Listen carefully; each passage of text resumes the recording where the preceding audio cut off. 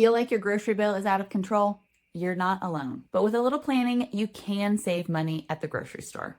Here's some tips to help you take control of your grocery budget, one trip to the grocery store at a time. First things first, start with a budget.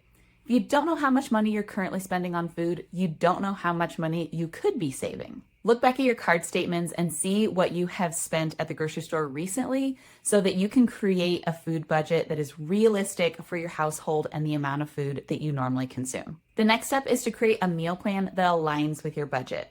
Saving money doesn't happen by accident. And when you create a meal plan, you're giving the food that you buy a purpose so that it goes with specific recipes and you know the things that you're buying aren't random and aren't going to go to waste. Your meal plan doesn't have to be complicated either. Simple is often better. Think about how you and your family currently eat and if there are any meals during the day that feel like the most complicated or the hardest to work around. For most families, this is dinner. It can be hard to work around schedules for activities and work and school, all of the things. So if there is a meal during the day that is the hardest for you to plan for, put most of your energy there. Once you have your meal plan, the next step is to actually eat at home more. In 2023, Americans spent on average $328 a month eating out. If you're not accounting for expenses like that in your grocery and food budget, your budget could get out of control really quickly. But remember to look at eating at home not as a punishment for not being able to afford going out to eat, but its own enjoyable experience. One of the biggest struggles with cooking at home more is finding the time to cook at home, which is where your meal plan comes in.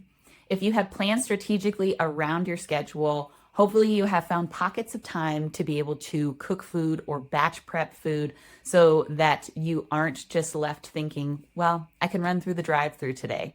Instead, you're thinking, no, we have food at home. We don't need to go through the drive-thru. Another great way to save money on groceries is to use what you already have at home.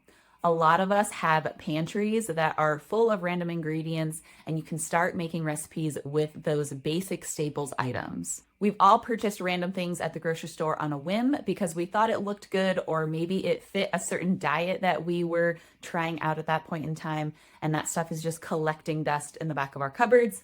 Well, now is the time to use up those items. You might end up with some meals that feel more like a smorgasbord, but if you're trying to save money on groceries, you really need to start using up the things that you've already purchased.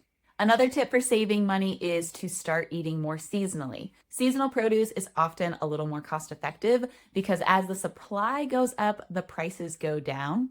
If you're not sure what is in season in your area right now, a quick Google search can tell you, and then you can start loading up on those produce items in your next grocery trip. You really don't have to overhaul your life to start saving money on your groceries. A little bit of budgeting and planning can go a long way.